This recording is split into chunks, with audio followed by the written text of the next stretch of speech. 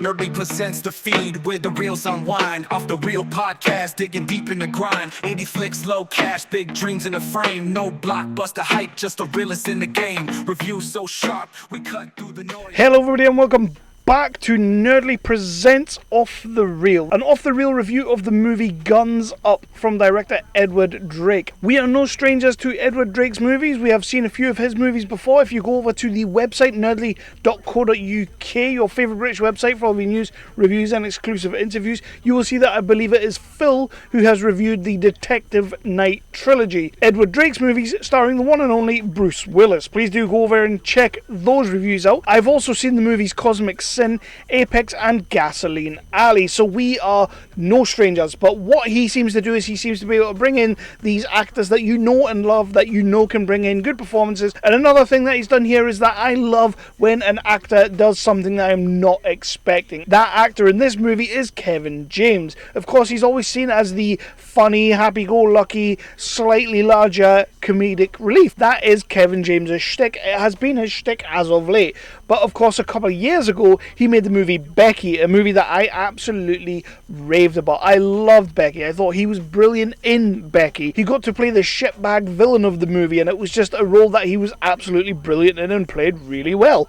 And here he is again, making another movie where it's sort of against type. We will do what I normally do, and that is the plot of the movie with as few spoilers as humanly possible. Then I move into the cast and crew of this movie. Then I will get into what I did and didn't like about this movie. Then I will give you my Nerdly Presents Off the Reel review rating. Let's talk about the plot of the movie. And first of all, I'll do what I normally like to do, and that is to give you the IMDb plot synopsis. On the brink of leaving the family, a mob henchman's final job goes off the rails. With the clock ticking, the ex-cop has one night to get his unsuspecting family out of Dodge. It doesn't say out of Dodge, it says out of the city. But that is essentially what we have. We start the movie with a little bit of a heist where the criminals are taking their ill-gotten gains to the safe spot, and when they get there, they are attacked by another criminal gang. So now you have criminal gang versus criminal gang. The main guy of the first criminal gang phones up the guy who's going to try and help them get out of it. He calls Guzman. And Guzman's like, give me 2 minutes, I know what I'm going to do. He calls Ray, and Ray is sort of like having a family night in. They're going to be watching a movie, eating some popcorn, turning the phones off and having some time together. That's not going to happen now. Before he does that though, we stop the movie for a quick hot second and we go 5 years earlier, and we find out that Ray used to be a cop, used to be a good cop by all accounts, but the money that he gets paid for doing that job isn't very good, and he has wants, he has needs, he has desires, he has goals. One of those goals is that he wants to open up a bakery / diner with his wife. So to do that, he's now going to take a trip into the darker side of criminality, and he's going to start working for the local mob. And this is when he meets Michael Temple, played by Melissa Leo, in an absolutely star performance, even though she's not in it for very long. So she basically says, come in, join us, we'll pay you all this money, all that stuff and everything like that. You just maybe have to step away from some of your morals. However, when it comes down to it, when you want to walk away, you can walk away. We cut back to the present day, and he goes in and he rescues this guy who turns out to be his number one guy within the mob. Like, they are really good friends, they work together a lot, they are friends, they're family. He knows about his family, and it's that kind of relationship, which is really cool. I like that. We come to find out that the reason they were attacked by another unruly gang was because Lonnie Castigan, who is another mob boss, he has decided that it's time for an aggressive expansion, so he's moving in on Michael Temple's turf. He ends up going to this restaurant, and he sees Michael Temple there, he sees Melissa Leo sitting across the room, and, well, it's time for her to either give over all of the business, or it's time for her to die. And it's kind of decided that it's time for her to die. But before she does die, she tells Luis Guzman, do not go to war, do not do anything, it's okay, everything's fine. But of course, Kevin James has decided at this point it is time to leave. It's time to leave the family. He has enough money to go off and do what he wants to do his dream project. So he comes in the next day to basically tell them, but Lonnie Castigan's like, no, that's not happening. You don't just leave the family, you are part of this now. You are in, you're all the way in. Luis Guzman does have a little bit of an idea, and the idea is that he tells Ray that Lonnie actually wants his nephew Anthony to be killed. He wants him out of the family. He's causing too many issues. It's time for him to go. So he's like, cool, I'll give that a go. He gives it a go. It doesn't go too well, but it turns out that Lonnie didn't want him dead after all. So now Lonnie's basically like, dude, you're done. Not done as in out of the family, you're done as in your life is over. So now it comes down to Kevin James getting the family together because they now need to leave the city because Lonnie and his badass crew of badass people are now hunting him down. And then that becomes the movie, the family trying to survive. That's the plot. I don't want to say too much more else on the plot because then I'm just going into spoiler territory.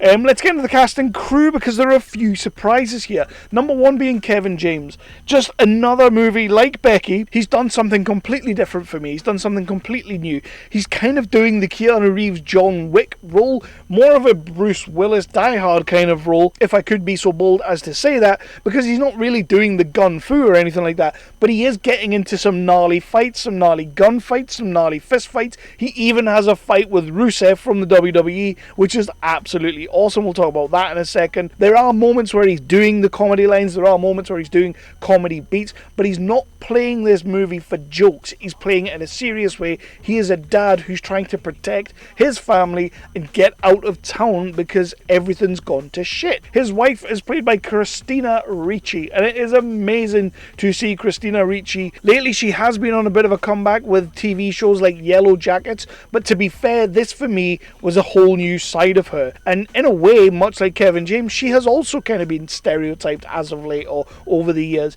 But in this movie, she's playing a very different role. Yes, she starts off as one of those roles, but then there's a little bit of a twist towards the end of the movie where we find out who his wife is and what his wife is actually up to, and she turns into a bit of a bad ass. So Kevin James is kind of like John Wick, she's kind of like Joan Wick. Yeah, there was a joke about that in the movie. The kids mention that in the movie. And Christina Ricci gets some of, if not all of, the best lines, the best scenes, and she's just a badass in this movie, so I loved Christina Ricci in this movie. Our gangsters, Luis Guzman plays a really cool role, just sort of like a consigliere to the main gangster of the movie. He's playing that kind of Carlito's Way. If you've seen Carlito's Way, he's fantastic in that movie. He's sort of playing that kind of role again. And of course, the gangster leader, the gang leader, Melissa Leo, she's not in it for a great deal of the movie, obviously because we need to move the movie forward, but what she's doing is absolutely brilliant. You can always depend on Melissa Leo to bring the goods. Timothy V. Murphy as Lonnie Castigan, very, very sinister. I genuinely love this guy. He turns up in loads of movies. He is a character actor, and in this movie, I loved the character he was playing. Fully believed that he was pissed off about what was going on, and fully believed that he could take on anybody else in this movie. Francis Cronin is a little bit of a scene stealer as Danny Clogan, the man that Ray has to rescue at the start of the movie, kind of becomes a friend of the family, and then sort of tries to help them get out of the shit that they're in. Really, really liked him in this movie. And of course, I mentioned earlier, you have Rusev, who I think at this time when the movie was being made, he would have been in AEW, so he was Miro at the time, but he is going under Miroslav Barnyeshev as Harry the Hammer, and it was great to see him in the movie. It's always good to see a wrestler in these movies. I'm a big wrestling fan, so when I see these guys get to play roles, get to do something different and flex their chops a little bit, yeah, I absolutely love them, and he does a great job in this movie as Harry the Hammer. And then the kids, the son and daughter, Kiana Marie and Leo Easton Kelly as Siobhan Hayes and Henry Hayes respectively, both brilliant, both really kind of round out the family unit. I really did enjoy what they were doing. Sometimes the child actor can kind of distract from the movie, but I thought as Henry Hayes, Leo Easton Kelly really does a fantastic job in the role. I can't really say anything too negative about him. That is pretty much it for the cast, but I do want to quickly mention Edward Drake as a director, because as I said up front, we've seen quite a few of his movies, and while they are usually very watchable and very enjoyable,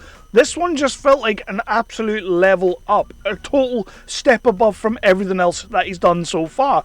And I mean that as praise. I don't mean to like tear anything else down.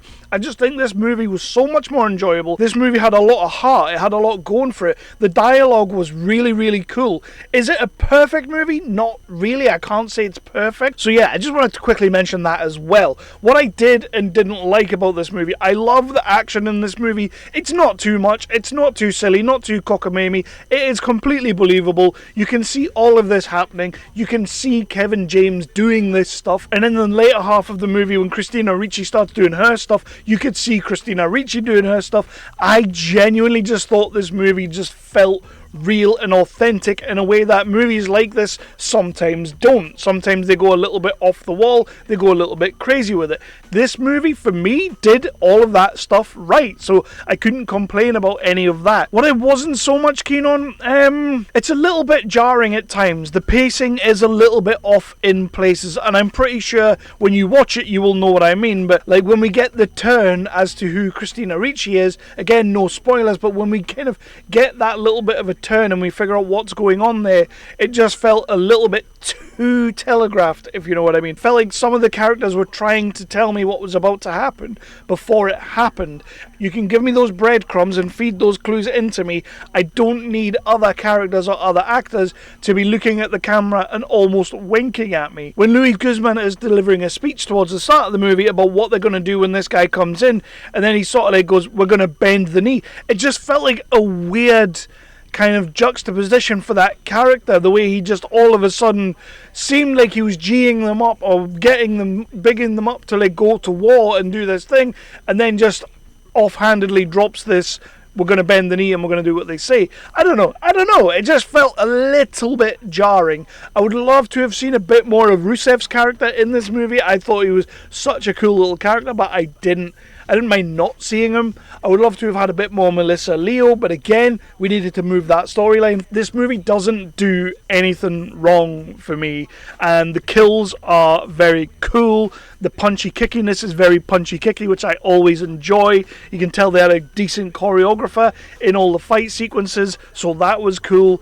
So yeah, there's not a lot of things that I would tear down on this movie, just a couple of things that I think needed tweaked a little bit. So with that, I might as well go into my final rating, and it is my Nerdly Presents Off the Reel review rating, and honestly, I'm struggling here because I just said before that this movie isn't perfect. But again, show me a perfect movie and I'll show you a liar. I am going to drop what I feel is a very well-deserved 5 out of 5. God, it was enjoyable, and I've needed to enjoy a movie for a little while now. We're not reinventing the wheel here. We've seen this kind of thing before, but it felt fresh. It felt original. The dialogue felt new. I'm not the guy to be screaming sequel. I'm not that guy whatsoever. But honestly, if you wanted to do a Guns Up 2, I'm actually totally there for it. And the way they ended this movie, the way they kind of give you this little sting right at the end with the families all together, I genuinely thought to myself, yeah,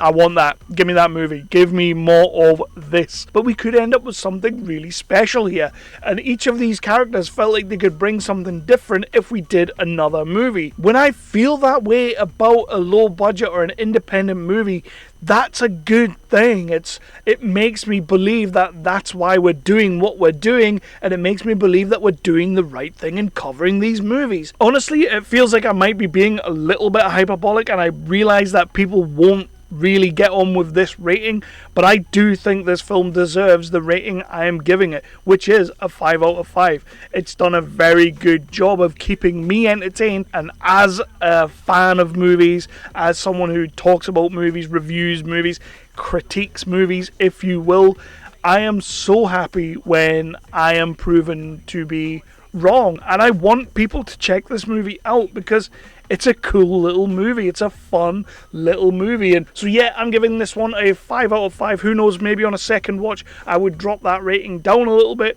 but after the first watch I am just excited to have watched this movie. I'm excited to have seen some performances that really did surprise me. So yeah, please do check out Guns Up. It's a 5 out of 5 from me. Please do go over to nerdly.co.uk, check out all the other reviews over there. Somebody else may have reviewed this movie and not as been as kind as me to this movie. That is completely up to them. Movies are subjective. Movies are to be watched and to be loved. But yeah, do all that good stuff. Like, subscribe, ding that notification bell down below. It will let you know whenever I drop a new review. I have lots of new reviews incoming. But yeah, for now, check out Guns Up. I think you'll enjoy it. I know I did.